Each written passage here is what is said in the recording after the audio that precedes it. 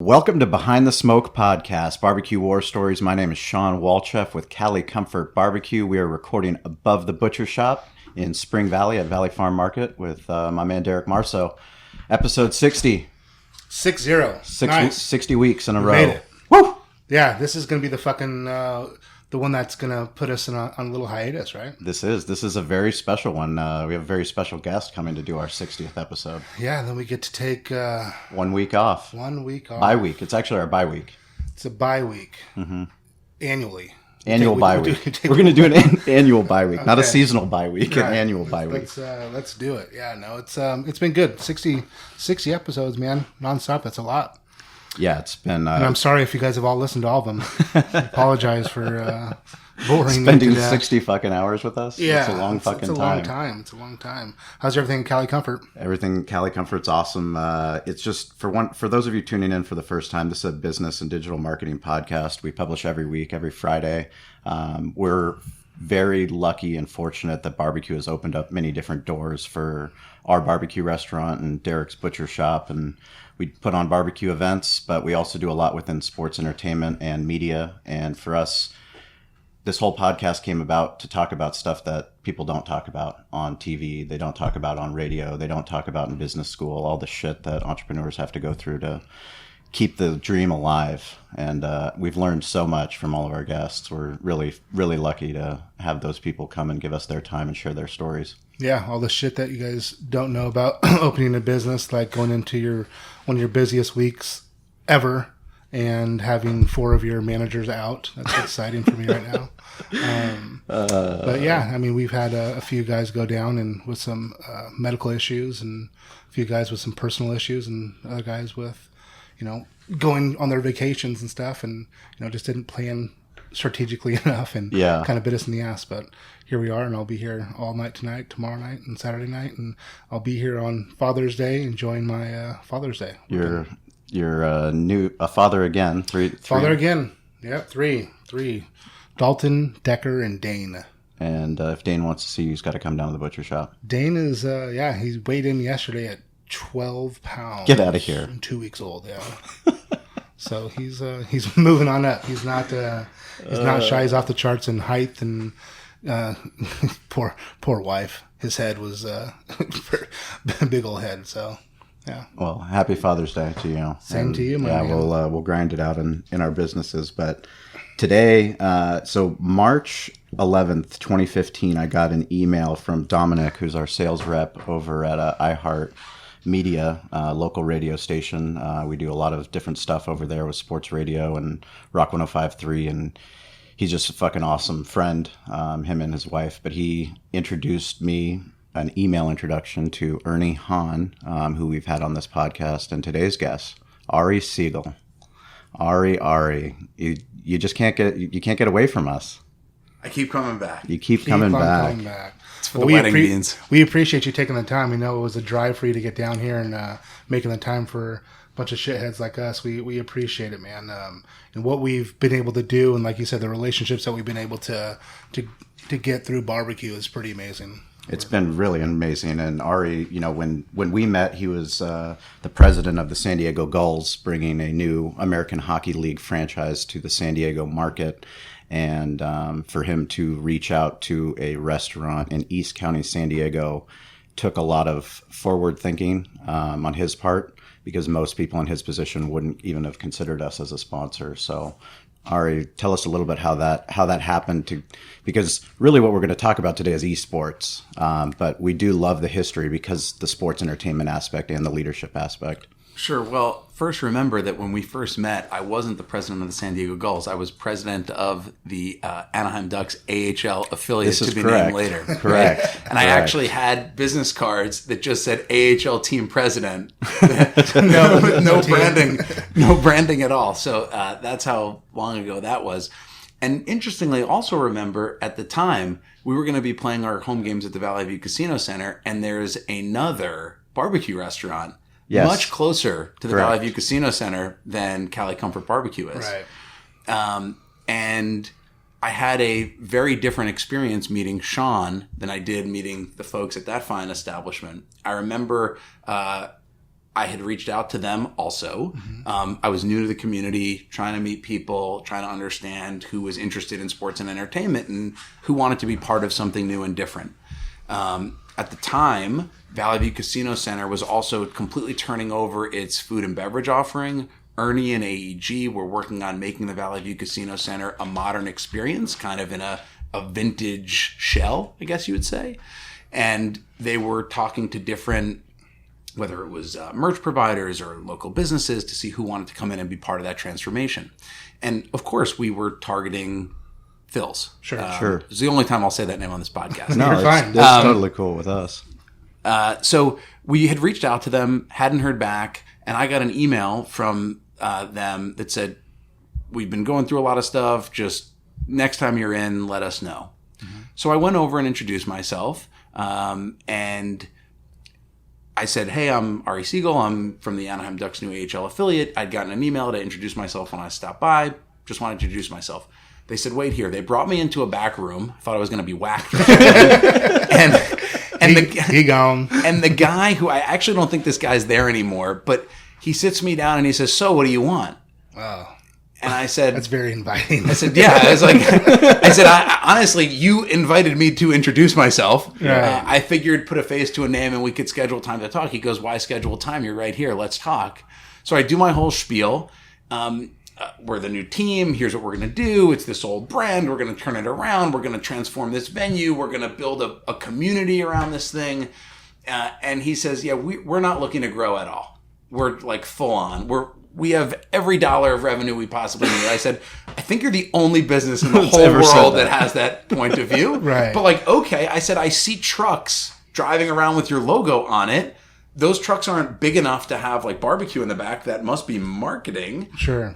He goes, yeah, no, we're just getting product from place to place and might as well have branding. I said, okay, you're not thinking of other locations? Because I heard maybe Petco Park. Or he said, yeah, no, we're just not interested in any of that. I said, okay, fine. Like if that changes, let me know. And it was about the next week that I met Dominic. I think this is a good lesson in business. Dominic and I at the time were talking about maybe 1360 being the radio partner for the Gulls. And that ultimately didn't work out for a variety of reasons. But we had developed a relationship that was about the relationship between two people that like to do business together and that are living in the same community and working in the same community. Right. And Dominic also had that relationship with Sean. And so he put the two of us together without regard to whether or not 1360 was going to be involved or not. And Sean's had a ton of success subsequently maintaining his relationship with those guys and doing a lot on their air over time, and still remains in contact with Dominic, as do I. Yeah. And it's just a great lesson. Sometimes it's not a direct line. Sometimes you got to go a little bit around. You got to kind of jump out to jump back in. But if you meet people, develop relationships, 3 years later, I'm sitting here, an hour of podcasting in between me and some brisket. Right. and it kind of all goes back to that. I think one of the interesting points, too, was that you and Ernie were willing to do something that was different and that you were willing to ask the people that you were vetting, hey, do you know anybody that we might not think of, that might not be on our sponsor list? Because talk about the process of you go and you vet and you go, oh, well, these are the big companies. These are the players we want to go after. But sometimes the sponsorships that mean the most are different. They're different totally. Well, the sponsorships that mean the most are a function of the principles. Who are the actual people and what is the genesis of their relationship? Because when things are going well, things are going well. And that's not what really accelerates a business forward. It's how you react when things aren't going as well. Absolutely. And if there's an authentic business relationship and connection between principles, there's an authentic brand overlap in terms of value and trajectory and audience and market. But then also you just really care about the person sitting across the table from you. You care about their wife. You care about their dog. You care about their kids. The relationship takes on a completely different complexion. Yeah. And that's why sometimes you talk about business as being family. The people you work with, you spend more time with than you do your own family. Yeah. I talked to Sean over the last 3 years more than I probably talked to anybody except my wife, my parents, my absolute closest friends, because we do business together. We become close friends. Our families know each other, right? And, that doesn't necessarily mean you're the two biggest dogs, but you're going to work the hardest. Sure, 100%. Yeah, No, it's great. Just, I mean, having those relationships, we see it all the time, and it's, building those relationships. It allows you to be vested in something that's bigger than you. You can have a bigger interest, and like you said, it's not a transactional right now. It's the longevity of like the rest of our lives. We can work together forever, and it's not a monetary thing right away. I remember after Cali Comfort came on board as a team partner of the Gulls and also a venue partner for Valley View Casino Center. And a lot of change was happening very quickly there. And they brought in this new guy, Joey Smith, who was helping Ernie turn around the F&B experience. Levy did an amazing job, and Ernie and his staff did too. And the product, the Cali Comfort product that was being served to the customer at Valley View Casino was not Cali Comfort product. No, it was a learning experience and everything else. But Sean and his staff literally jumped behind the counter and trained them and figured out how to get the product up to par, right, so that the Cali Comfort experience at Valley View Casino Center was the Cali Comfort experience. Mm-hmm. And for us, those are our fans, right? So if we're telling our fans, we're delivering you a Cali Comfort experience, but we're not, it doesn't just hurt Cali Comfort, it hurts us too. Sure. And when you have partners that care that much about their own product and yours, you develop credibility with your fans or your community, because what you say you're going to do, you're actually doing. Right. 100%. I think a lot of times people, they get scared at saying something that they should say.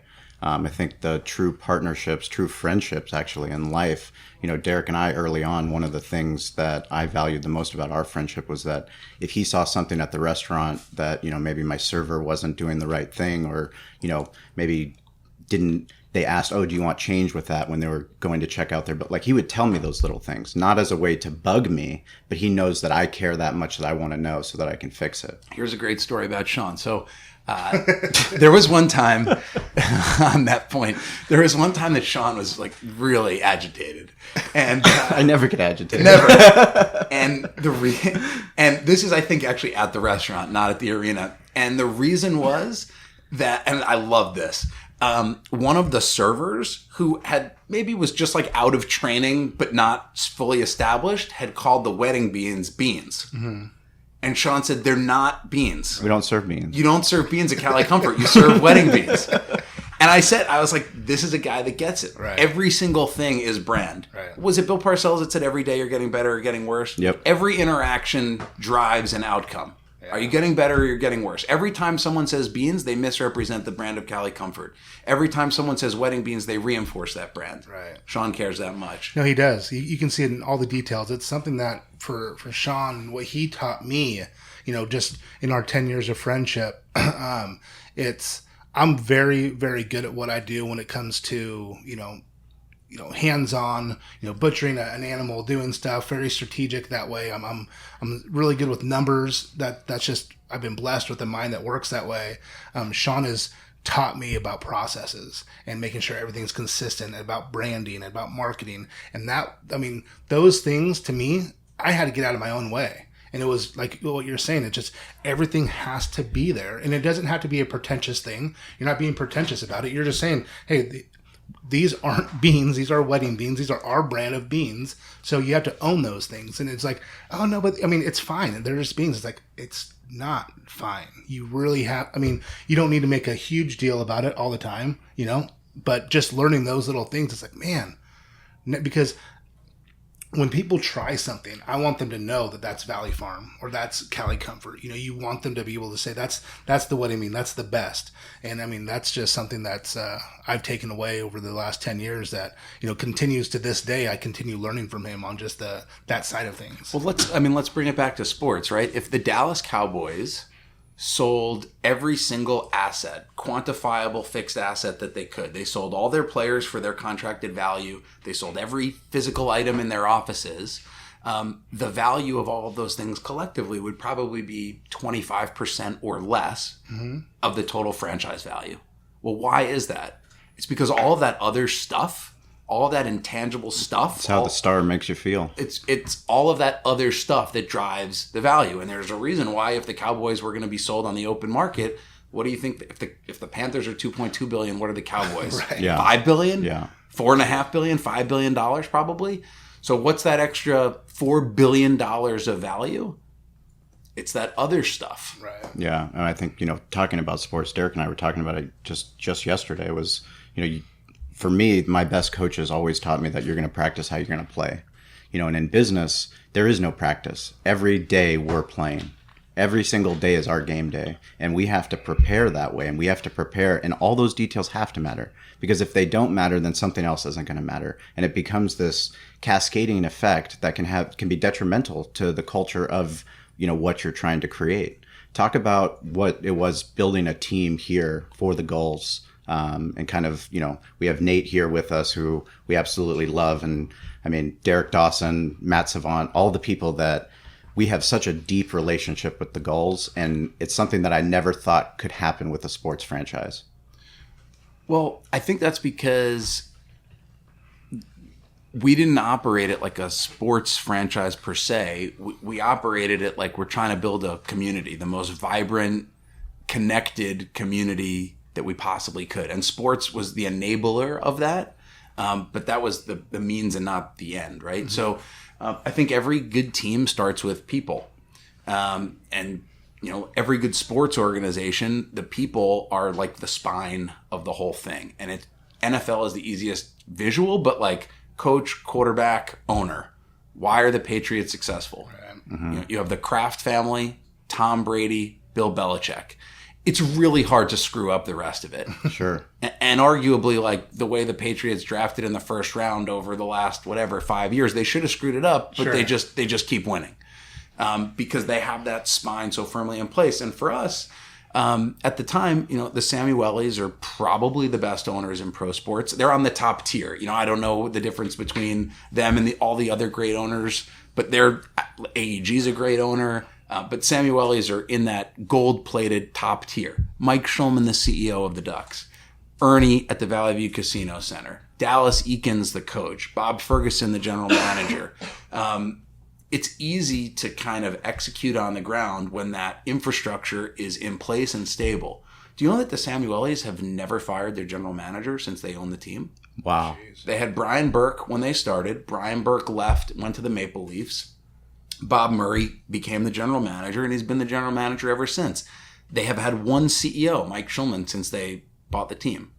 That kind of stability creates predictability that you can then solve around and manage against, right? It's so much easier. Think about drafting in the NFL. If you're a Marty Schottenheimer system and you draft for 3 years to be able to execute Marty Schottenheimer's offense, what happens if you try to turn over to Norv Turner's offense? Yep. You have to completely redraft, re-sign for every offensive position. Yep. Are there going to be ups and downs if the Ducks won a Stanley Cup every year? No. But because they have the same principles in place with the same operating philosophy, the same objectives, the same approach, it becomes just so much easier to audit inefficiency and improve around that. So the first thing we had that in place. The second thing was early hires. Nate was the first guy we hired.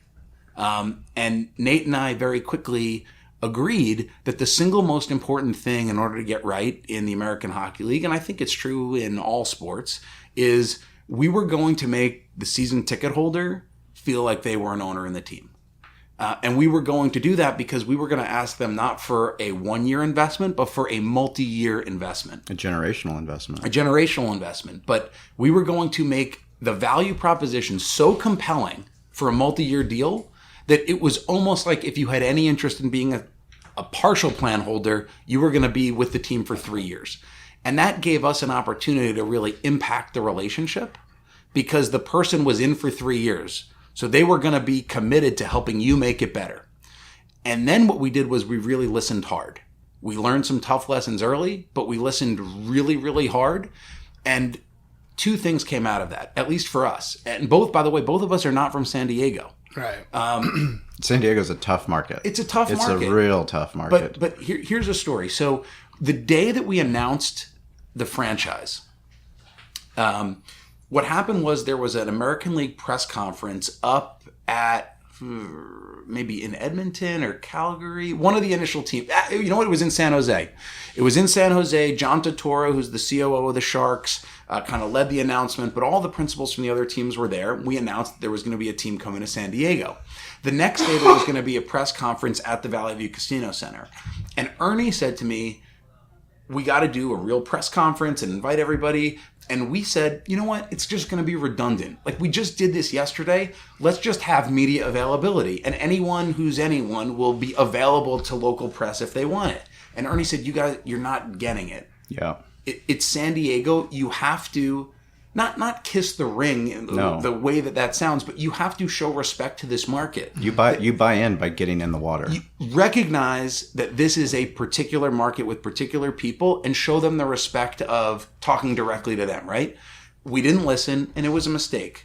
But we only made that mistake once. Sure. So we were going to never make the mistake again that we're a team from Orange County or a team from Anaheim, and we were going to market or position this as a Anaheim Orange County asset. Mm-hmm. We were going to lean in 100% into the San Diego market, number one. And then number two, we decided that whereas most people would gather their season ticket base and feel like they had that base locked in for 3 years and then turn their focus to single game or groups or other things, every single thing that we did was just going to reinforce that those people had made the right decision. And those people, the 3,000, was it 3,000 season ticket holders now? So there are 3,000 season ticket holders for the Gulls that are now the Gulls ticket sales staff. Yeah, 100%. The Gulls have a few people in the office who kind of put the pieces together and help deploy those resources correctly. But every other American Hockey League team is working with a ticket sales staff of 20, and the Gulls are working with a ticket sales staff of 3,000. Sure. That's the way we built the business. Well, I mean, the way that, just for me, being a season ticket holder, a sponsor, going to the games, I felt like I was going to high school. Nate says they're closer to 4 now. That's why he makes the big bucks. That's why he's incredible at his job. But going to the games, I can't believe I knew so many people in the front office because you guys were boots on the ground. You were there in the arena. You were helping the season ticket holder. You were helping the fan. And you were doing that on a level that, I mean, the stuff that Derek Dawson would do and go out of his way. Oh, don't boost his ego. His head's big enough. Well, he's going to be competing in Del Mar, so yeah. The KCBS judges will bring his ego down. Yeah. But I don't know. Based on his Facebook, I'd tell him a little less time on the second side. We want it red in the center.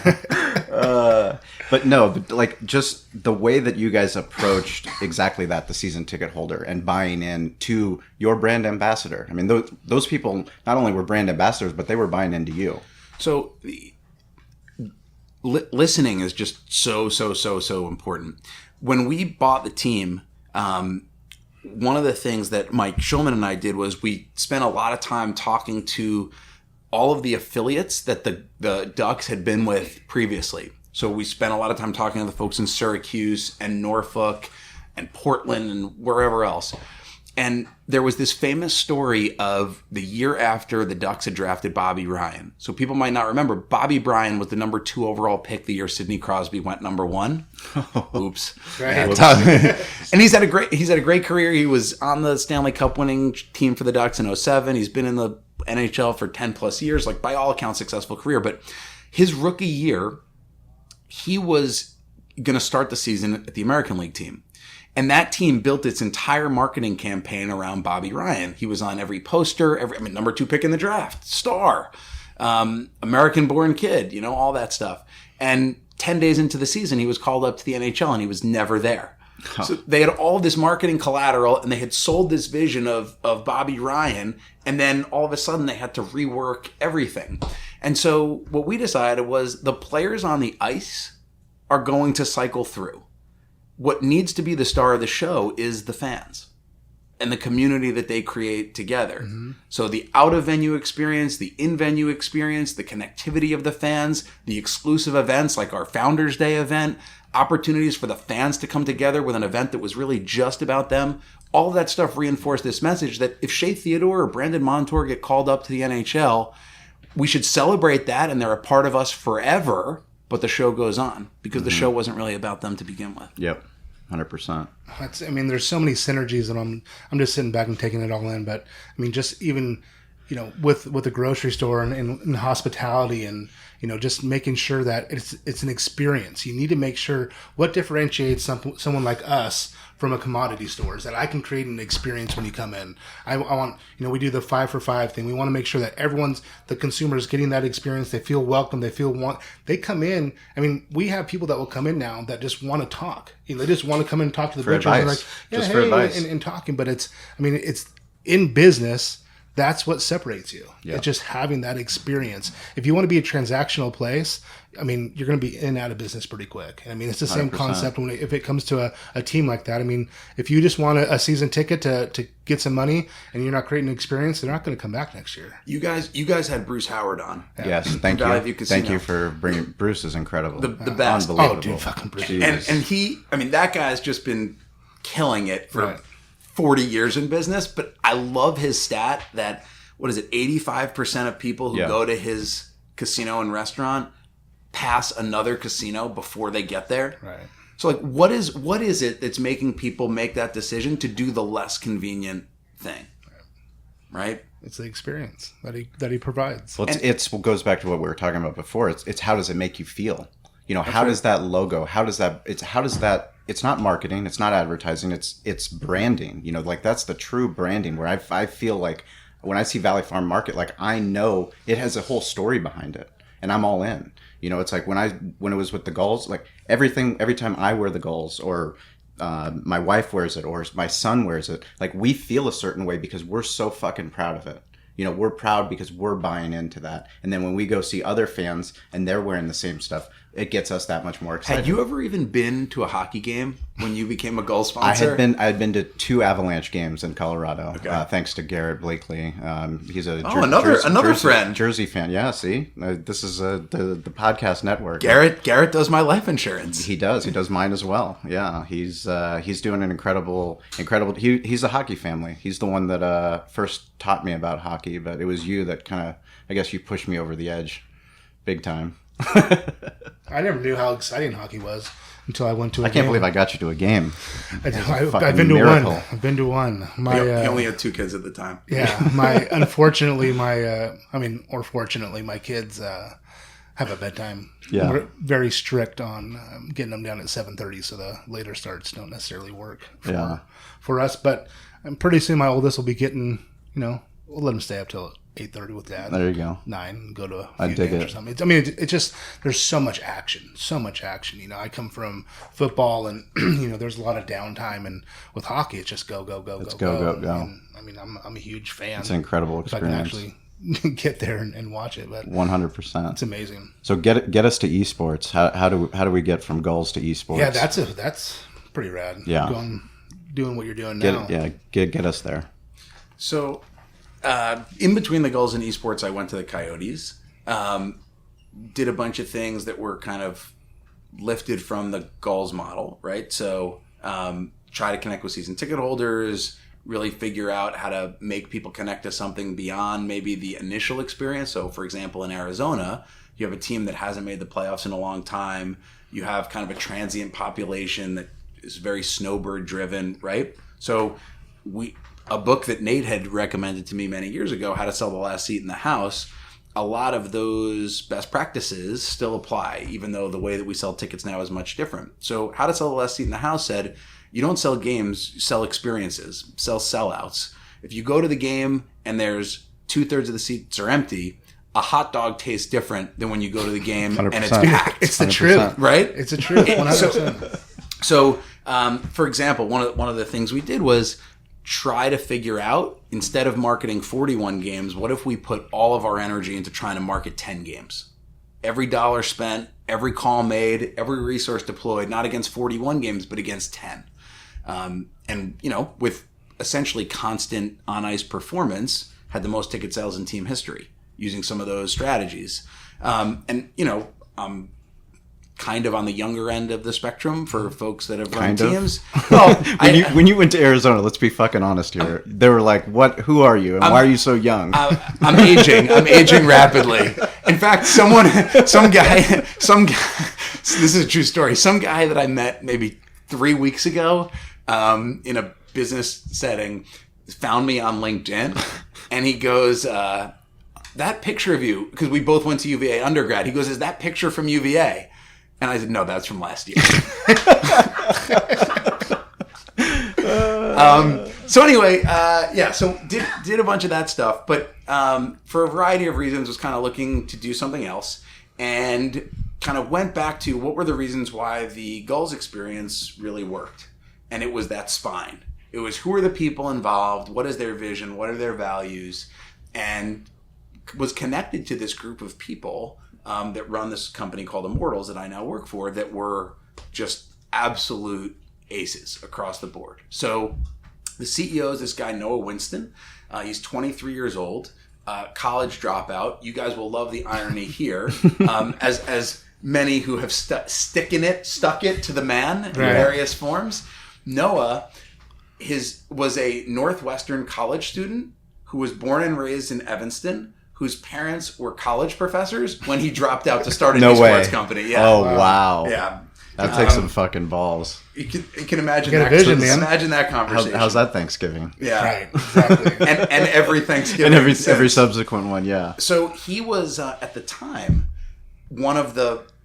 so when he started the company, just prior to starting the company, he was like the top ranked sports bettor on every esports focused gambling site at the same time.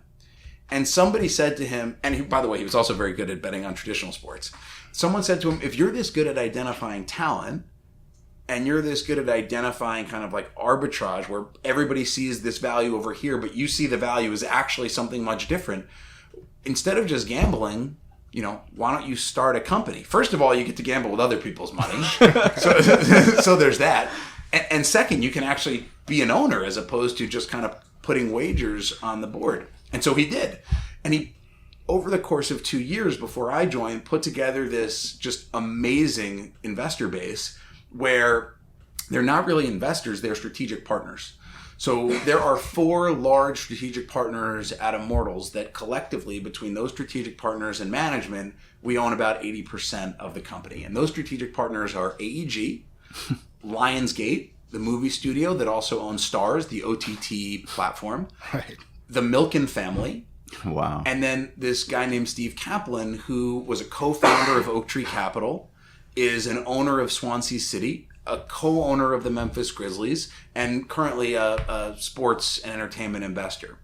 And so across those entities and the people who represent those entities on our board, I should mention, it's not like we're co-owned by AEG and, the junior ticket seller for the Berlin Ice Barons is on our board of directors. The chief strategy officer of AEG, someone who reports to Mr. Anschutz, Steve Cohen, incredible, is on our board. It's not like some junior PA from Lionsgate is on our board. The president of Interactive Ventures, Games and Digital Strategy at Lionsgate is our chairman, Peter Levin.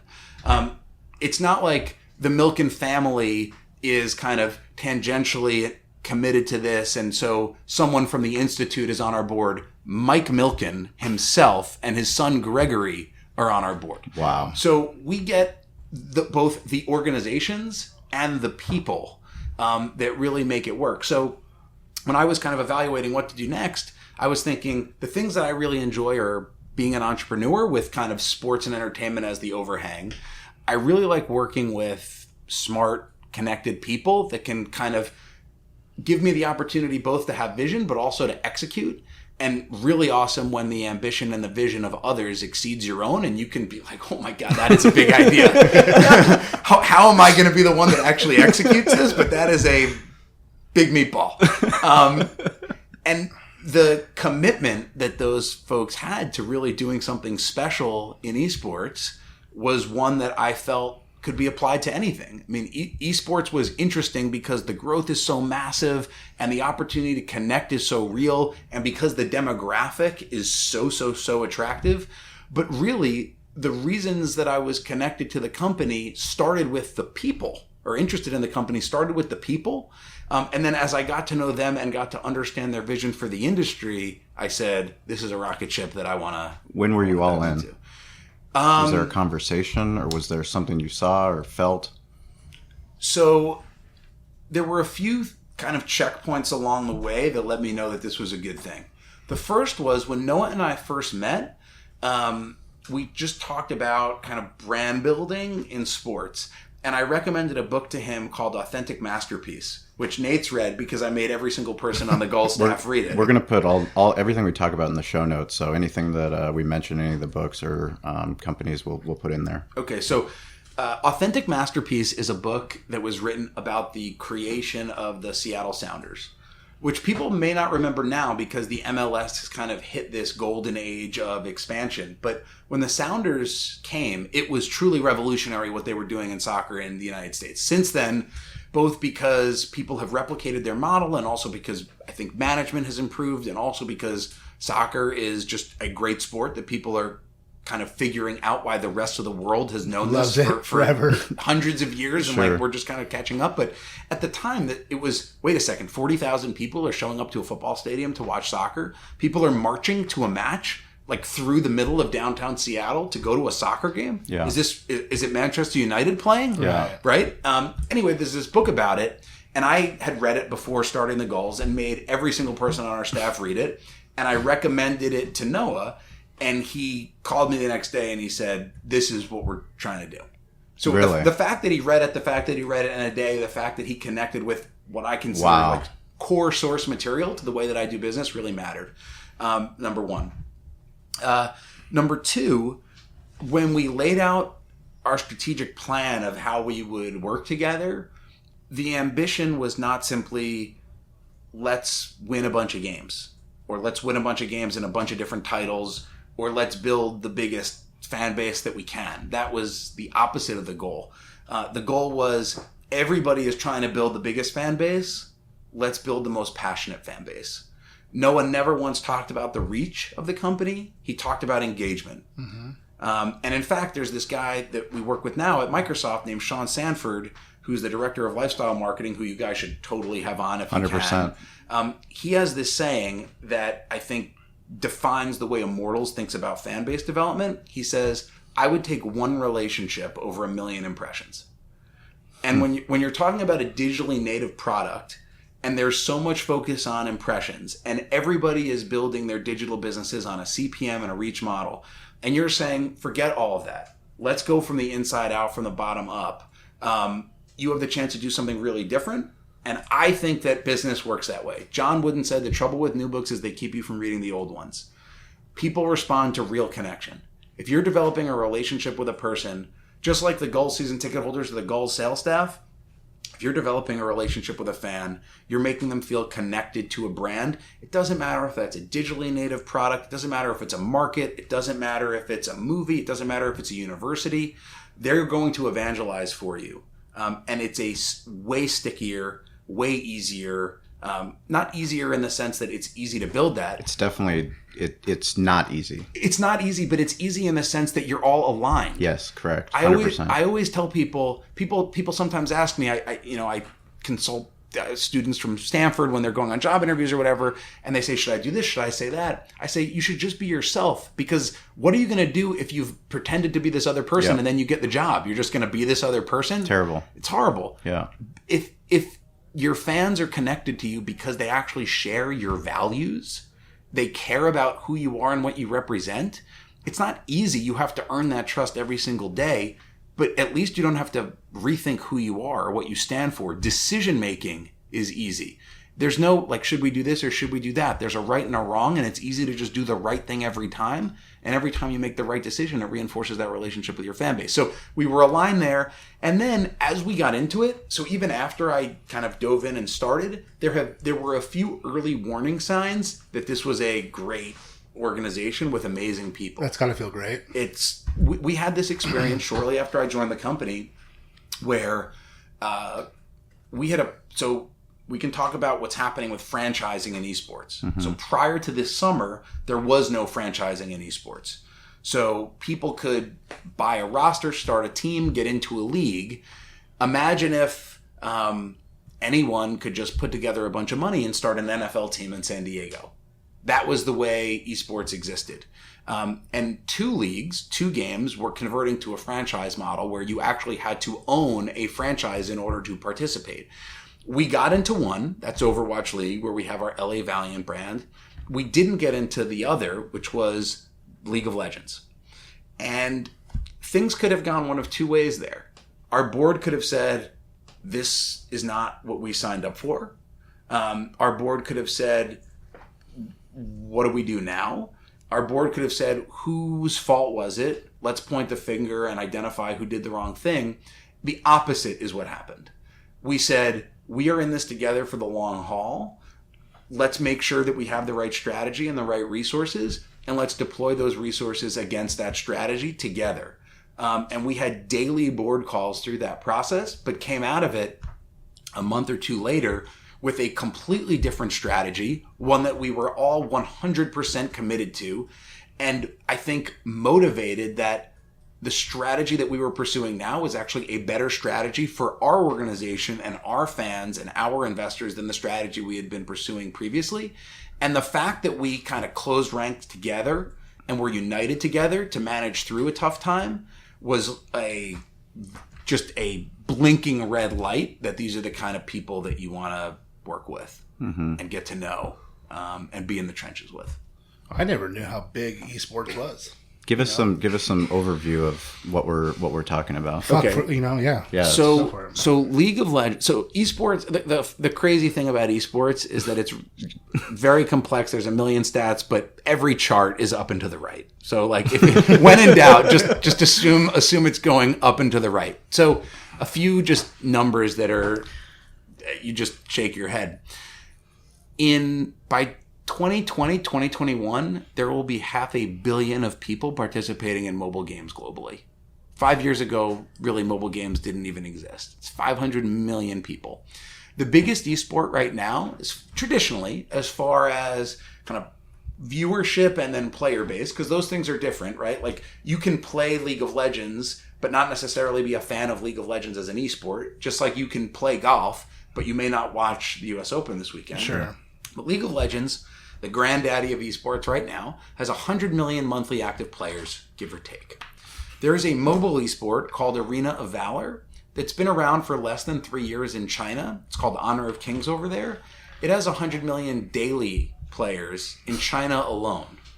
I mean, so just to interject, when we went to the Chargers game and took you to StubHub, we went up to Thunder Alley and got to hang out, and just being able to spend that time with you to find out what you were doing with esports and why you were so excited about it. I think it was the Twitch moment when you started explaining Twitch to me. Oh, yeah. The how ESPN many stat. fucking people are watching this. So, and what they're watching. Well, so Twitch is a platform that Amazon acquired a couple years ago for about $1 billion. And I think industry insiders would tell you that it was actually Amazon's best acquisition to date.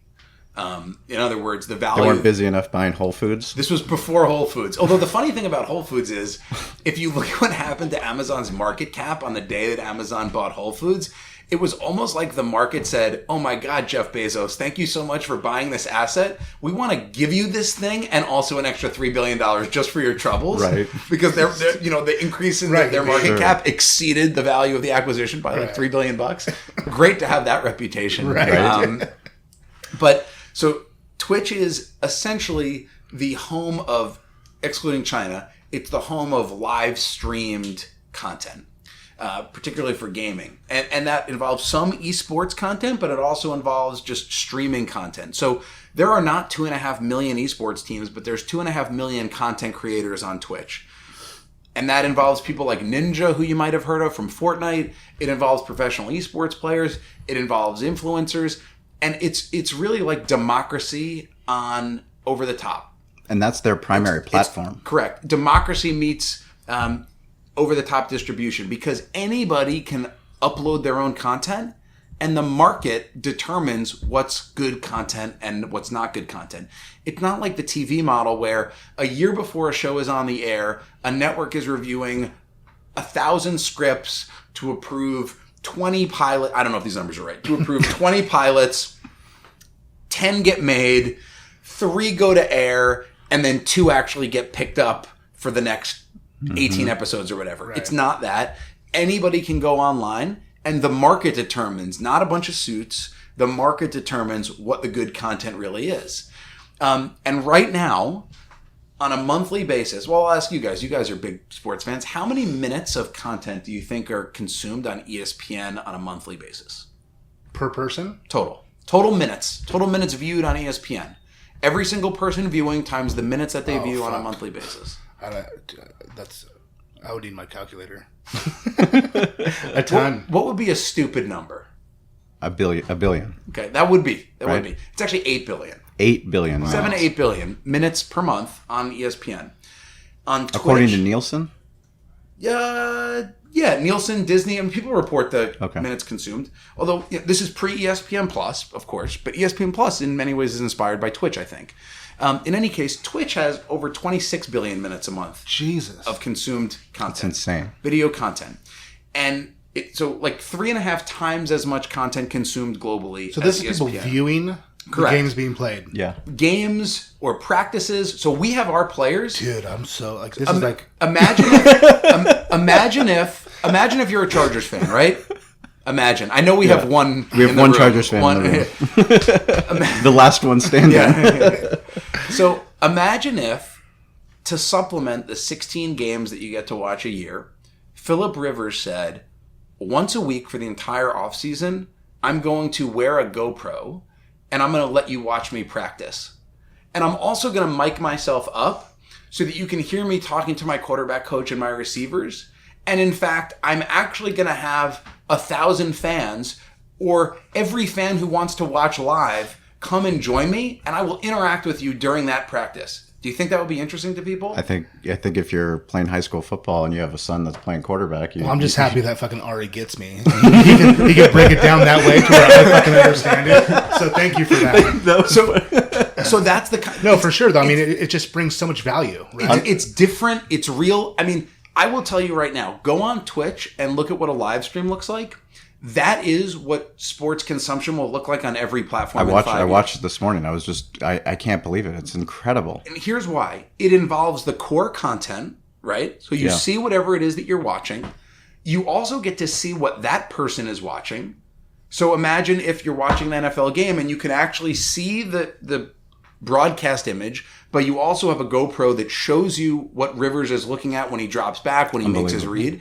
And imagine if also you could communicate in real time with your friends and other fans as you're watching this in an immersive, social, digital, virtual experience all at the same time.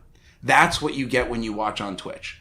And that's why 26 billion minutes of this stuff is being viewed on a monthly basis, primarily by people under the age of 25. Well, and it helps the person who's doing the Phillip Rivers, because he can go back and now listen to what other people are talking about, like if he missed a read or something, right? So I don't know how it applies to the games, but it'll make him better. He can say, well, yeah, shit, I could have.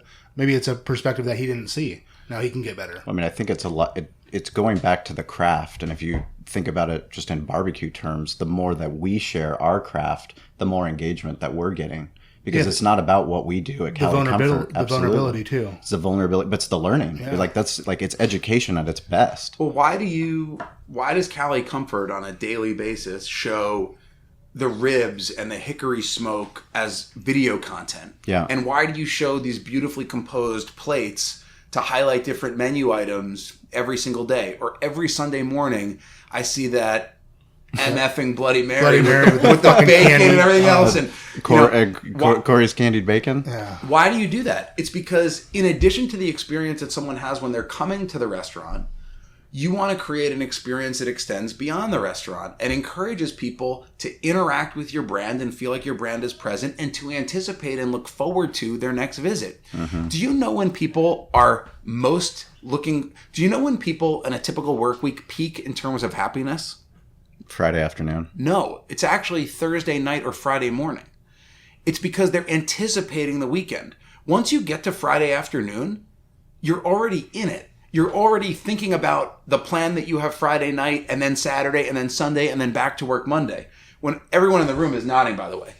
On Thursday night, it's all in front of you. Yeah. And so if you're a fan of Cali Comfort Barbecue and you can start that interaction when you see the Bloody Mary in content before you actually go and experience it, the experience is longer, it's richer, it has a longer tail, it's more shareable, it encourages you to share it with others or invite other people to join you. It just takes all of the good things and makes them better. Mm-hmm. And so the way that esports content is delivered is about taking the live experience of the games themselves and augmenting them with all of these other live touch points between player and fan and team and fan. And then, critically, different from other sports, allowing fans to take that and apply it to their own gameplay. Yeah, 100%. Right? Well, I mean, that's what Behind the Smoke is for us. You know, Derek showing somebody how to break down a hog. That's valuable information to somebody that's on the other side of the world. You know, that might be trying to do the same exact thing. And when you hear someone talking about that, it makes you hungry. 100%. Why is that? How come I'm listening to someone talking about breaking down a hog and it makes me hungry? That's completely irrational.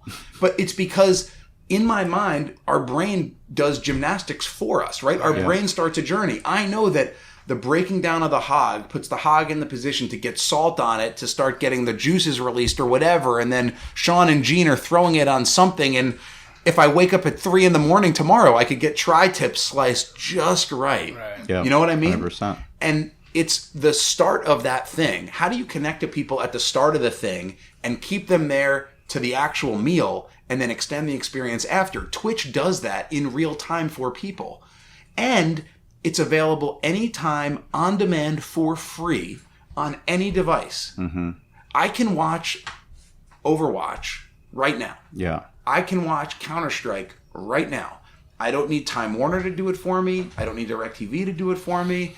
I don't need the NFL to say it's okay to have a live game right now.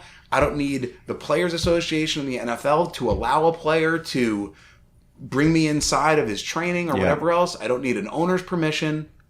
I can get live, on-demand, or other content from content creators and players and other influencers free whenever I want it, wherever I want it. The world is going in that direction.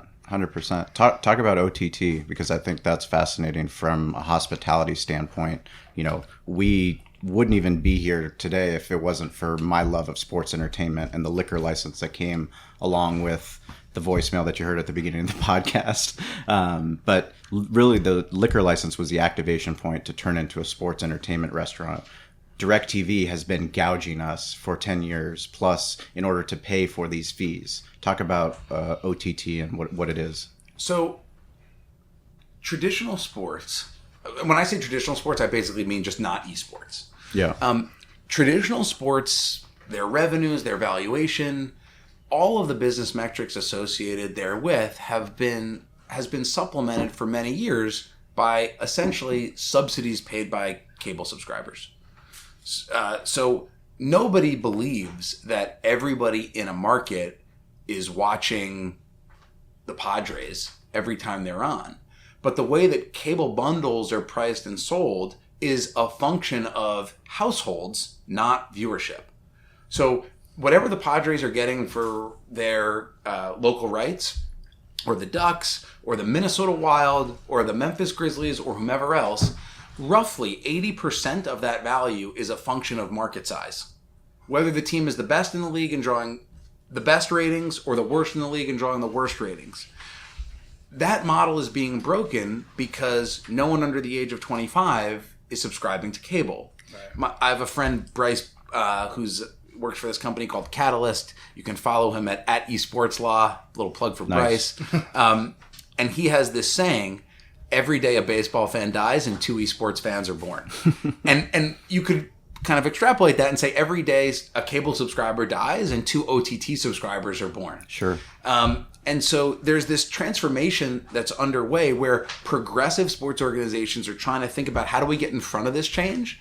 So like Ted Leonsis in Monumental Sports and Entertainment and the Clippers and others are trying to think about how can we get our content directly to viewers whether or not they have cable. 100%. How do we come up with a bundle of rights or a bundle of content that is interesting and get it directly to people? That's why ESPN is building Plus around things like hockey that's not available on ESPN linear. around the UFC, because the UFC fan out there that wants their UFC, they're willing to buy ESPN Plus on a monthly basis, even if they're not willing to pay $130 for the base plan on Time Warner Cable or whatever. Right. So there's this transformation underway, and esports fans, young millennial Gen Z consumers are leading the charge, because everybody wants to. This is all market driven. Yep. And it's all brand driven. The brands want to get to people that are 34 and younger. The 18 to 34-year-old male consumer is the person primarily targeted by many, many brands, which is, of course, ironic because most purchases are made by women. Yes, I never 100%. I never understand why people are targeting so men. driven to the men. I don't buy myself anything. Nothing. My wife buys, but I guess I'm not in the 18 to 34 demo anymore. I left that behind. Yeah, that's true. But that market, that audience that people want to reach is not on cable. So brands are trying to think, how do we get to these people, which is making the OTT value proposition that much greater.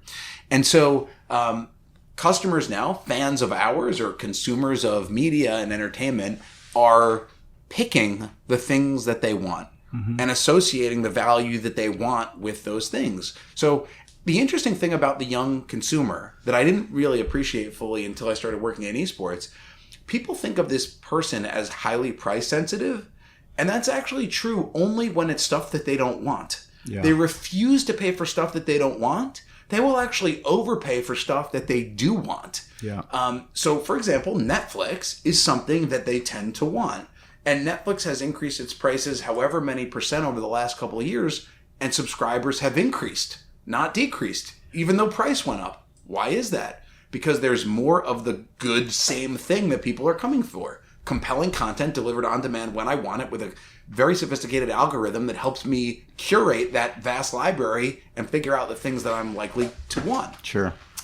So interestingly, when you look at the way that people are carving up the platforms that they subscribe to, so I subscribe to Netflix, and I subscribe to CBS All Access, and I subscribe to Hulu or whatever else, very often the monthly fee is greater than if I had subscribed to cable. Sure. But the portability of it is greater, and I ascribe some value to that. And it is more specific to my concerns, right? And to my wants and needs. And so it's not about the total price that I'm paying. It's the combination of access, availability, convenience, and value. And young consumers find that by selecting a la carte through OTT offerings rather than a cable bundle. Feel like you're in control. Yeah, you're in complete control, right? And you don't have to deal with Time Warner customer service, which it's the word. I mean, the fact that these companies and these institutions have been built on, and they've reduced payroll by having shitty customer service. I mean, just look at taxi cabs. I mean, I remember when I was getting taxi cabs, I would call dispatch, and dispatch, you'd be on hold for 15 minutes. They'd tell you, "Can I get an estimate of when the cab's going to come? Might come in 15 minutes. Might come." We don't do that. We don't give that to you. What about delivery? Have you ever called for food delivery where they didn't say the food just left? Right. Yeah, it's always just left. It always just left. Absolutely. Well, now you can checks track in the mail. Right, of course. Now you can track it with Postmates. Yeah, 100%. Yeah, no, just having that control. I think when no one wants to be taken advantage of, and I think these millennials and everyone are starting to understand that they will pay more if it's what they want. Exactly. And then they can be in control of it. This is what I want to watch. I don't mind paying the money, but just give it to me the way I want it. And that's what we're seeing. I mean, we're seeing it just in the craft of food. Everyone, they'll pay more for a high quality steak. They'll pay more for the organic produce. It's just what they want. Don't force them to buy something they don't want. Well, the cable industry is a product of kind of government regulation and lobbying, right? Like, I can't just start a cable system in San Diego. Yeah. It has to be one that's kind of allowed access to the market by the local government. OTT is completely different. Yeah. San Diego can't tell me to subscribe to Right. Netflix versus Amazon Prime Video. Correct. I get to choose. Yep. And those entities, my HOA doesn't even control that. your HOA, no, they correct. can't even stop me. You from can that. get your dish. You're equivalent of a dish, but you as a consumer get to determine if the content that's being offered and the service that's being delivered and the overall value is worth the price. No one gets to regulate and control the entrance to that market. The content creators do. I'm extremely pumped up for you, man. Just listening to you with the passion that you have for what you're doing right now. I mean, I can see it, how fucking jazzed you are about it. It's really awesome to see. Well, the thing that's like so exciting about it is the whole industry is going to go up, right? There's no doubt about it. More people are converting to the kinds of content consumption that favors esports. The player base, the base of the pyramid is growing. Mobile has solved tremendous access problems. For the 5 years I was working in hockey, the biggest challenge was how do we get people to play so that they can understand it? Well, how many people do you know who don't own a smartphone? Well, actually, since we're on the mobile, let's just talk about how hard it was to fucking stream the Gulls game in Cali Comfort. I mean, you and I had multiple long, in-depth conversations about how the fuck can't this get fixed? This is fucking ridiculous. Yeah. It's 2016. It's 2016, and you want me to put something that's not in high def on the TV? Well, forget that it wasn't in high def. Remember the prices they wanted to charge They wanted me you? to pay more than the NFL Sunday ticket. Yeah. For AHL hockey, and all I wanted was the Gulls game. Like, talk about a broken model. It's a tough one. That was a tough one. I sent our many emails. Look, Dave Andrews, the president of the AHL, does a phenomenal job. I think he's one of the most underrated league executives maybe in the history of pro sports. That's a tough one. That's a tough one. It's a tough really, one. really tough. But going back to your question, Derek, or your point, the whole industry is going to do great. But the fact that our strategy and the way that we're building our business is so different from the way everyone else is doing it, that makes it really cool and challenging and fun. And the fact that I am 100% convinced that we are right and everybody else is wrong is like the icing on the cake. The icing on the cake, isn't it? But I mean, when you go back to what you were talking about with Noah, and that's going deeper. Oh yeah. Like, you're going deeper and you're getting a deeper engagement, and it's not about the impressions. It's about how do you make that one-on-one connection. Do you guys know the phrase double bottom line? No. So in business, double bottom line is... Is that a Stanford thing? No, I don't think so. I don't know where it's from. Stanford JD MBA. Yeah. Five letters that nobody cares about except my mom, who cares deeply. A double bottom line means like when you do the thing that's right. So that bottom line, what's the right thing? What's going to benefit someone else? Very often, it's also the best thing for your business. Like think of Tom's Shoes. Tom's Shoes built its brand around this kind of buy one, give one model. Sure. And that created this totally differentiated brand proposition that resonated with people globally and turned Tom's into a multi-billion-dollar business. Double bottom line. We think of our business that way too. We can do the right thing. We can connect on a totally different plane. We can have an impact in the community. And if we do those things right, it's also going to be the right thing for the traditional bottom line of our business. 100%. Makes sense. Yeah. Makes sense. I learned something new today. Well, I learned a lot of shit new today about this fucking esports stuff and how damn big it is. And how it's growing. And I've never been into it. I've never, I've stopped playing when I was playing Atari. That was a long time ago. But man, it's just, I have different friends that play and people watch them and they actually make money on it. It's just amazing what's going on in this whole industry. There's this virtuous cycle in esports that is different than most traditional sports. So if I've asked this question to rooms of like hundreds of people, I say, how many people watched the Super Bowl this year? And everybody puts their hand up. And I say, keep your hand raised if the night of the Super Bowl after the game was over, you said to yourself, I saw Tom Brady do this amazing thing. I'm going to go do it. No one's hands up. I say, okay, put your hand back up if you played football with 21 friends, tackle football within a week of the Super Bowl, no hands. A month of the Super Bowl, no hands. A year of the Super Bowl, no hands. In esports, the vast majority of people that are watching can get to play. Right. Yeah. And they get to play in the exact same environment as the people they just watched. Can relate. The same visuals, the same weaponry, the same characters, the same IP. Imagine if, instead of watching the Super Bowl and having that be the experience, where was the Super Bowl this year? Minnesota, US Bank Stadium? Yeah. Imagine if you could be in US Bank Stadium playing that game with your friends or people that are exactly the same level as you the second the Super Bowl ended? Do you think you'd watch the Super Bowl with a little bit more of a 100%. focus? Do you think that your gameplay would be kind of inspired and motivated right after? Do you think that would cause you to watch again to keep improving? There's this didactic component to why people watch. And that didactic component is complemented by the sense of community. We talked about it earlier. There's all these other people watching at the same time, and you can interact with them. And then there's the hype element, which is, we all know that feeling. You don't need to know anything about sports. You could be an alien, and you could watch LeBron James do something and sit up in your seat and be like, holy crap, that looked really cool. Yeah. And the same thing when you see Alexander Ovechkin take a slap shot, and the same thing when you see Mike Trout running the bases, and the same thing you see when you see, Phillip Rivers kind of rolling to his right and throwing a pass, and it's kind of someone makes a sideline catch. You don't need to know anything to know that you're witnessing something cool. Mm-hmm. That exists in esports too, but it has those other elements. Sure. It has that didactic component where you can actually improve your own gameplay, and it has that socially immersive component where you're watching it with all of these other people globally at the same time, and you can connect with them. Let's bring it to activation on site, watch parties. Why is Luxor building something that they built out there, and what else is happening? So, by the way, I was actually in Vegas recently, and my room at the MGM was double booked, something that would never happen at Valley View Casino and Hotel.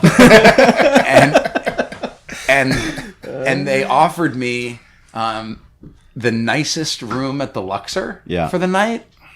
That was the tallest midget of Vegas hotel rooms. Let me say, it was tough. Yeah. Oh, it was tough. But we got through it. Anyway, so I was at the Luxor. So why is the Luxor building this venue? They're building the venue, I think, because they're trying to figure out ways to attract the esports demographic to Las Vegas. Mm-hmm. For all of the reasons why Las Vegas wants people in Las Vegas. You lose a bunch of money at the casino, you overpay for a bunch of food at the buffet, you kind of hang out at the pool parties, which have to be the highest margin event in the history of mankind. I mean, it's a pool. It's a pool. What are your hard costs? Chlorine? Right. I mean, the DJ? Amazing. I guess the DJ, but like the DJ can come out for like 5 seconds. Yeah. Right. I've heard of these DJs. They spend like 10 minutes at 10 different places and they get $100,000 from each or something. Yeah. So you get to hear the DJ for one song, but you're paying $200 to be there for the day. It's crazy. That's to get in. Without the bottle service or the cabana. In my next life, I want to be a DJ. Anyway, I would go to that show. So that's one form of activation. I mean, they're trying to recruit people with premier events. Again, I think this is one area where we're a little bit different. So the top of the pyramid is always going to be that live championship event.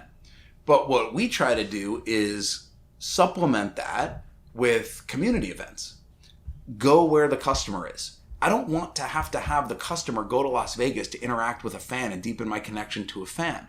I want to understand where that fan is and wrap them in an experience that connects them to our brand that I can control without regard to team performance, without regard to venue availability. So here's an example. In our LA Valiant brand, so we operate 3 brands, which is very different than most esports organization. Our LA Valiant brand, so this is an Overwatch league, which is the only league with geolocated franchises. We are the LA Valiant. There's a team called the Boston Uprising that's owned by the Kraft family. There's a team called the New York Excelsior that's owned by the Wilpon family who owns the Mets. We are the LA Valiant. We're LA's team, Southern California's team. We're going to be activating in San Diego. We can talk about why it's called LA and not Southern California and whatever else. Leave that to Scott Kaplan's podcast. Yeah. Okay. But what we said is we need to understand the people in this market that are getting missed. Not just missed in esports, but just getting missed. And we looked at our audience. Again, we listened to our audience and we saw that there was this very real and authentic connection to the LGBTQ community. Where do you think, what is the event, the single event in Los Angeles that probably is the biggest magnet for people in that community?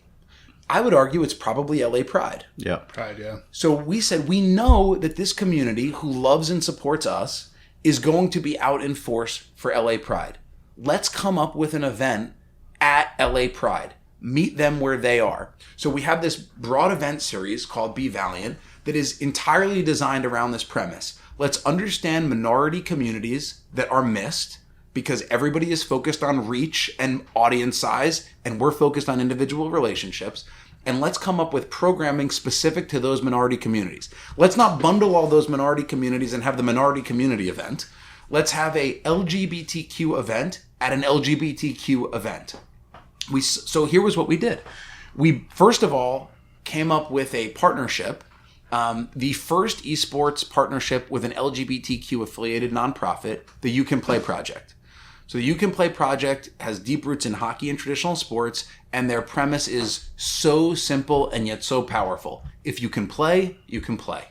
Doesn't matter if you're black, white, brown, green, male, female, gay, straight, who cares? Sure. It's about playing.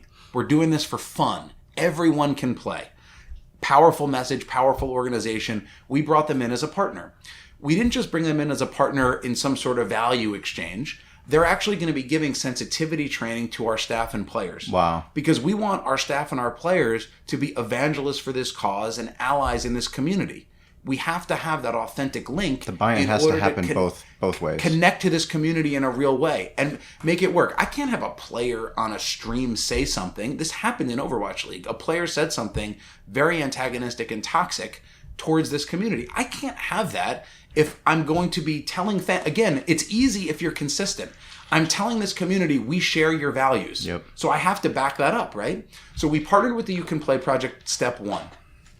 Step two, we came up with a piece of merchandise. We took our Valiant logo and we came up with a rainbow version of it, and we produced pride patches. Very authentic to that community. There are pride patches everywhere, but super connective to our brand. We had our players wear those patches in competition. The first esports team to ever do that. Wow. That's a message that is broadcast. Has any other professional globally. Team done that?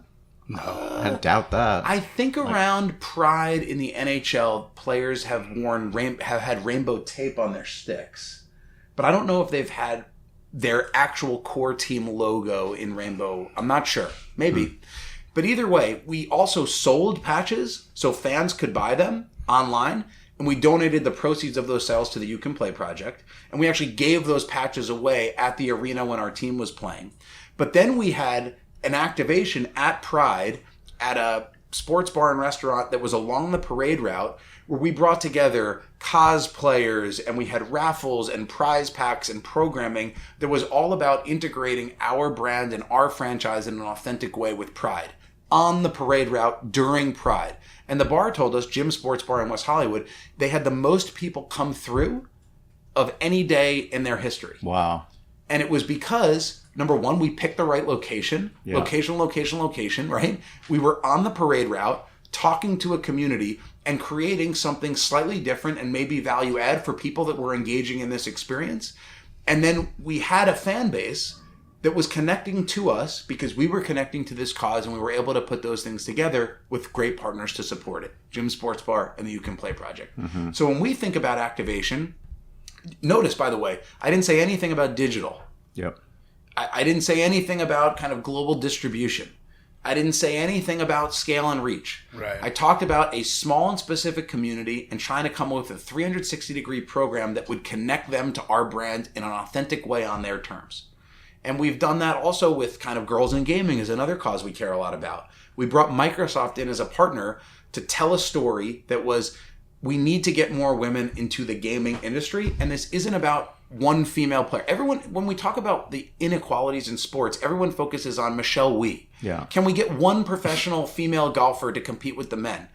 To me, if that happens, great. But is that really the point? Aren't we talking about access opportunities, equality, creating a welcoming and fair environment, and encouraging young women, young girls to participate, and then encouraging them with opportunity throughout their career? Isn't that the point? At least that's the point to me. No, absolutely. So we had this event, Girls in Gaming, presented by Microsoft at the Microsoft Lounge in Culver City, an event designed by women for women, where we brought together executives from publishers, executives from distributors, executives from console companies like Microsoft, professional streamers, professional female players, people from our staff.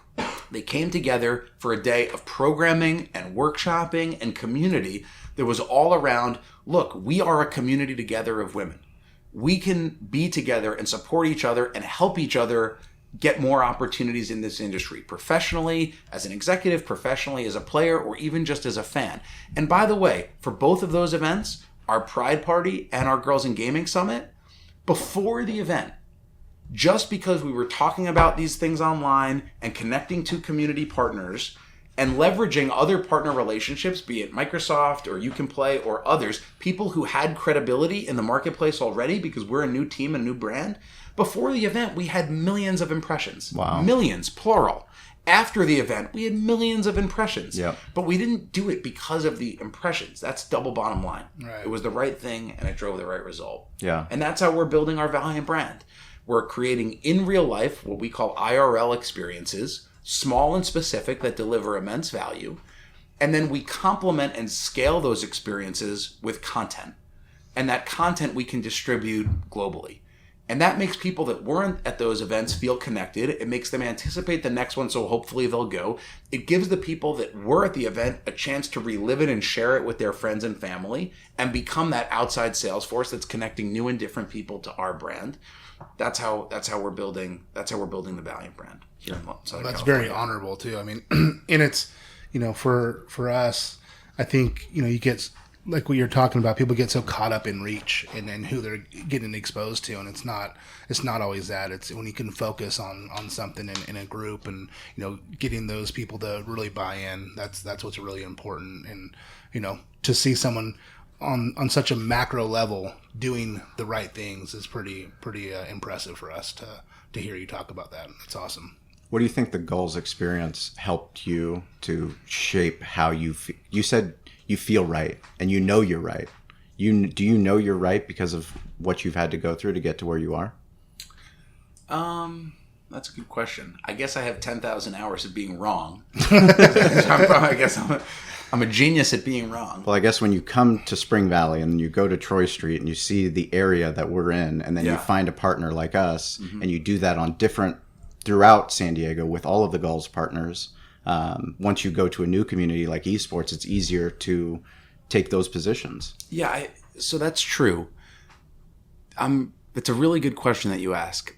The lessons that I take from the Gulls experience are, I hate to say it because it sounds so trite, but it's like the first thing that Ernie Hahn said when he met me, and it's the first thing that Sean said, and it's the first thing that Nate said. By the way, when Nate left Charlotte, and he left season ticket holders behind, he maintained a relationship with these people. And I went back with him a year after, and when people saw him in Bojangles Coliseum where the Charlotte Checkers play, they actually cried. That's rad. It's relationships. It starts with relationships. And so I think we're right because across our three brands, for different reasons and with different angles, we are focused very specifically on developing relationships. The partners that I have for our MIBR brand might not be the same partners for our Valiant brand, but those are two different brands and two different fan bases, right? And so the kind of community, Southern California, equal access, low prices, Valiant brand, which I think is very similar to kind of the Gulls brand, is completely different from MIBR, which is established in many ways. The players are global international superstars. And because of that, the colors are sleek. It's black and it's silver. It's metallic. It's higher prices, limited supply, scarcity driven. It's talking to a different audience. And again, it becomes easy. When we're selling that, when that's what we're selling with MIBR and people are responding to that, they're going to get what they paid for. And with Valiant, when people come to our events and they feel that community, they feel that very physical Southern California equality-driven opportunity to be together and connect to this digital product in an in real life way, it becomes really easy because they came for those reasons and we just continue to reinforce the reasons they came. That was the lesson of the Gulls. I remember Nate and I, it was our first Wednesday game. It was November. It was the Wednesday before Veterans Day. And we had a guest from the American Hockey League office. And Nate and I were spending all of our time. It was the third game, the third home game. Remember, there was Foggate, then there was Willie O'Ree night, and then there was this game. And Was that a laugh track? Someone outside. I think it was someone outside. And we had this guy from. It was Ernie Hahn laughing. Ernie remembers. But we had this guy, and by the way, Rick from Rockin' Baja Lobster did this amazing Taco Tuesday activation with us, even though I think it was a Wednesday. Was it a Tuesday or a Wednesday? It's a Tuesday. It was a Tuesday. Okay, so we did this Taco Tuesday thing, and this guy from the AHL League office was trying to talk to Nate and I about group sales, because group sales represent probably 80% of the tickets sold in the American Hockey League. And we had not really hit our stride as a group sales organization. And Nate and I were focused 100% on interacting with all the season ticket holders that were there.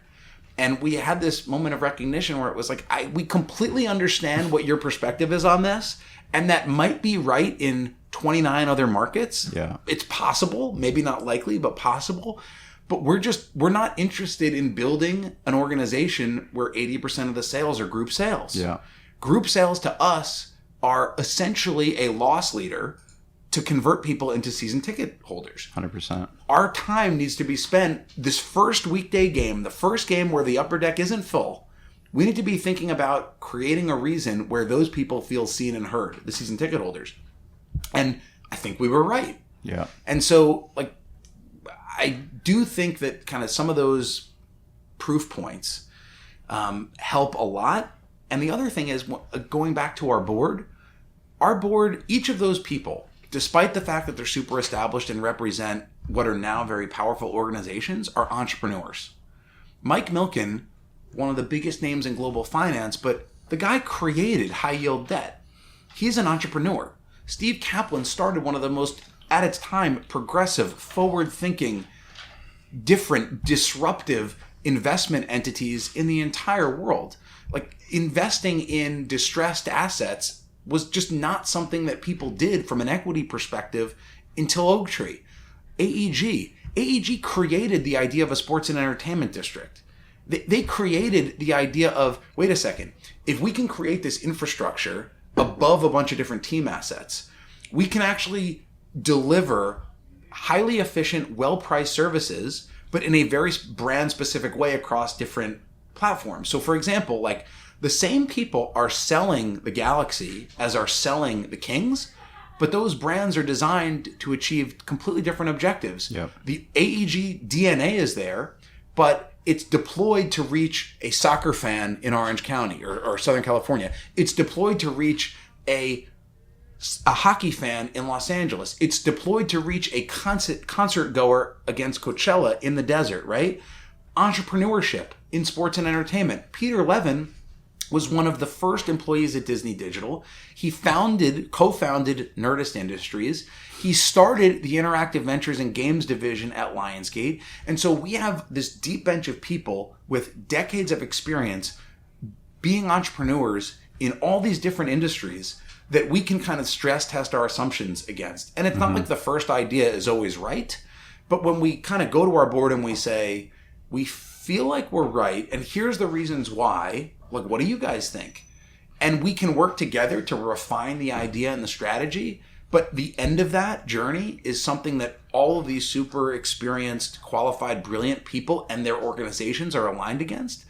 That makes you feel pretty comfortable that you're doing the right thing. And going back to the goals, people forget this about Henry Samueli.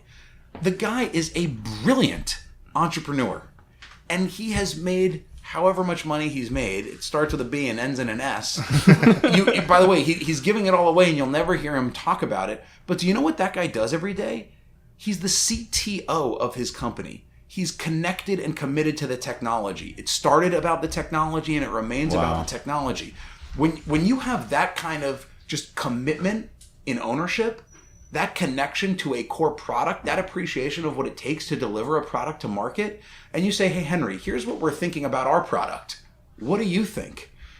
It makes you just feel more comfortable about your decision making. 100%. You know the value of mentorship. I mean, think about what Gene has done in getting you guys connect, not only in teaching you what it takes to actually execute that product consistently, but about running barbecue competitions. Correct. 100%. Huge. The legitimacy, the credibility, 100%. right? Absolutely. It's like what Gene's done for Derek and I and what Arlie's done. I mean, they've put us into the industry as young people, not knowing and having that wealth of knowledge and running ideas off of them, because a lot of the things that Derek and I are trying to do we're doing it for the long term. We're not doing it to have one event with Craig Dado, which thank you for introducing us to the Turf and Surf Barbecue Championship would not happen without Ari Segal setting up the Craig Dado. Put that on my tombstone. So when the biggest event on the West Coast happens, as we grow this thing out, you'll be a special guest, definitely. Well, it's funny, like we kind of started talking about the genesis of mine and Sean's relationship, and hopefully for anyone still listening, and it's probably just our wives, and maybe my wife doesn't listen. Okay, yeah.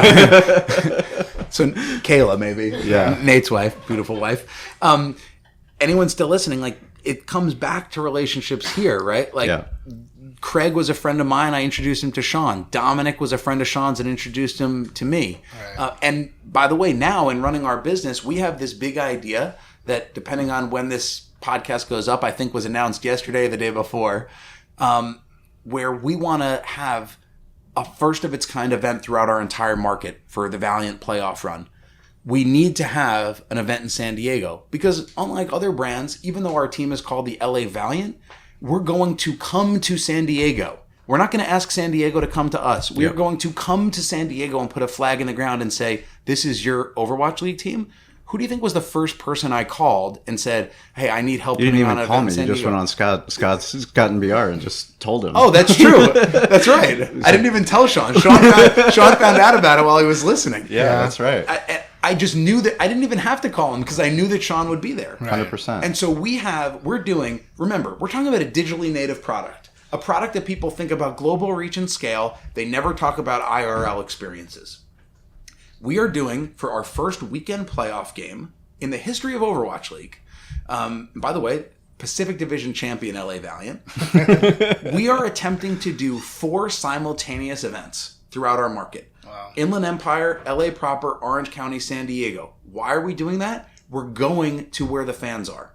We want to make people throughout our entire region feel like this team is coming to me on my terms. Yeah. We're not asking them all to come up to LA right now. In a few years, when we have home games, we will. But let's build that relationship first, right? Mm-hmm.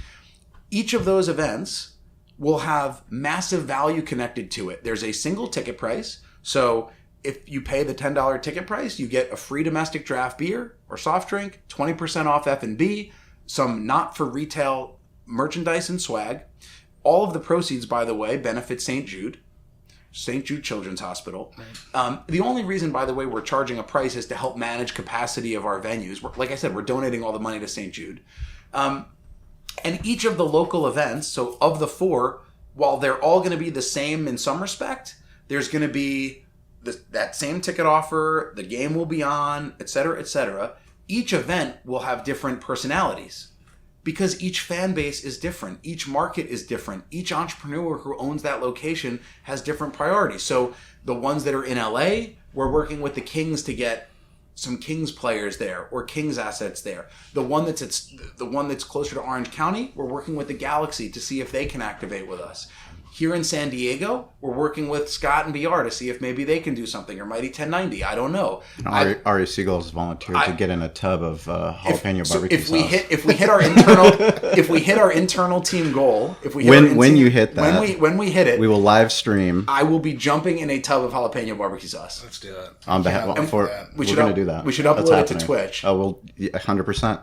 100%. See what kind of viewership we draw for that. And by the way, I know you guys are constantly thinking about how to motivate staff, your teams.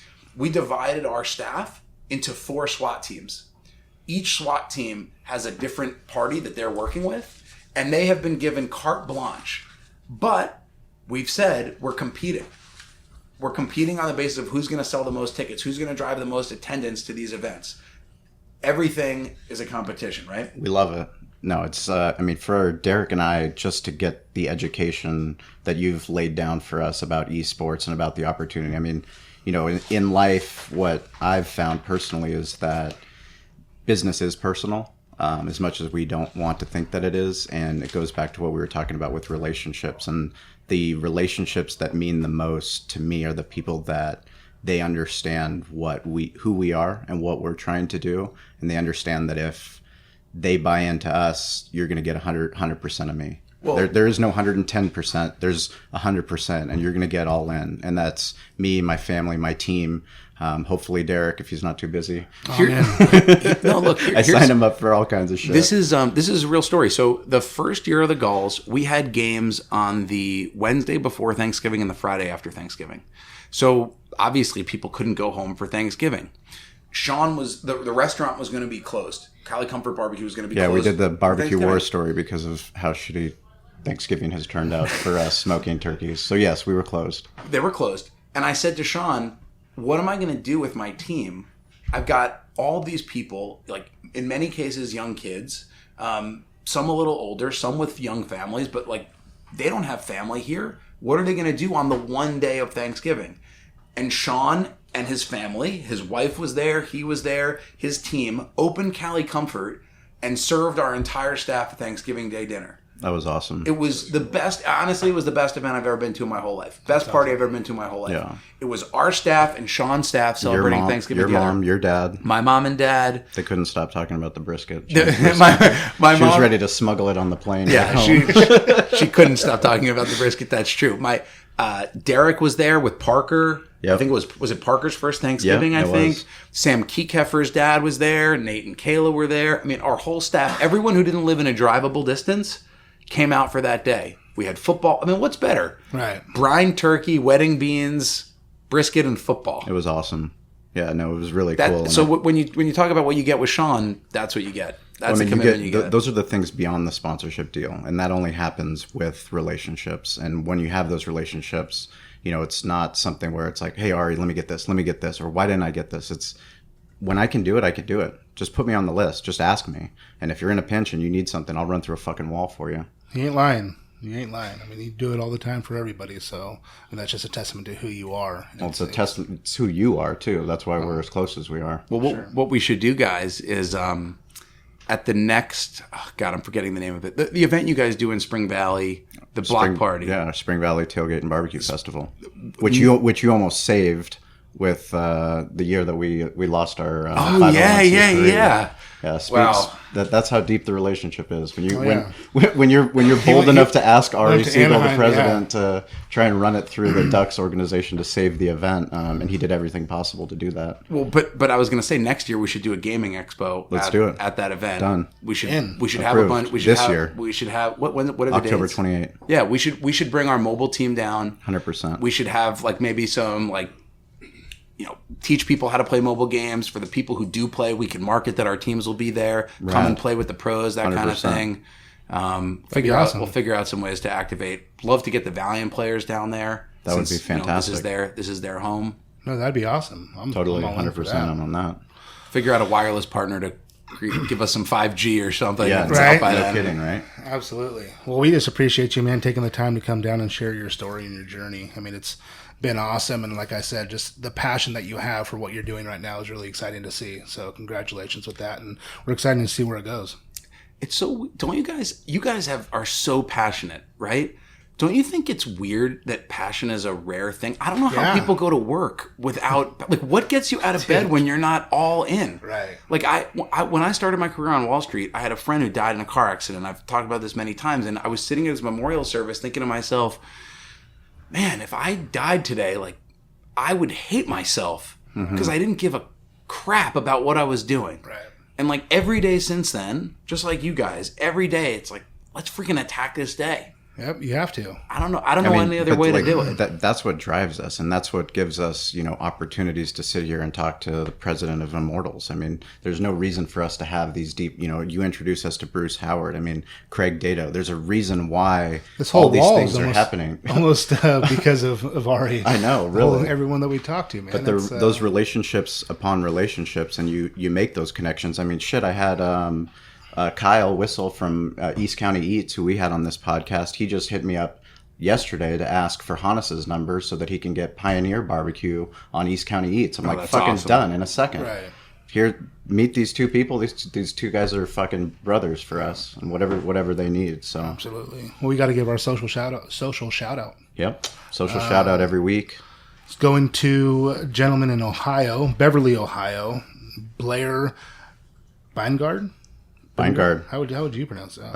I would go just with the handle at Blairbin.